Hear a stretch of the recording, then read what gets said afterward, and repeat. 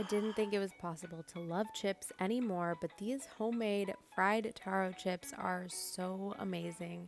The crunch is everything, and they have an earthy, nutty flavor that's totally unique and different from a potato chip. All you need to make them is 3 ingredients. We've got our taro root, some salt, and oil. We'll start by trimming our taro root and then peeling off the skin with a potato or vegetable peeler. And from there, I like to use a mandolin to get those perfectly consistent chip slices. Be careful at this step because the taro root does get kind of slimy after you peel it, and it's easy to cut yourself on a mandolin. Once all your chips are ready to fry, we're gonna add our oil to a pot and bring it to 350 degrees Fahrenheit before adding our chips into the oil in batches so that they don't overcrowd the pan.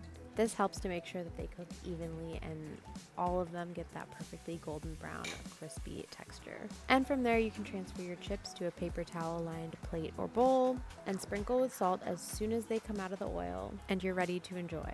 I like having these with mayo ketchup, but really they're great just on their own. Enjoy!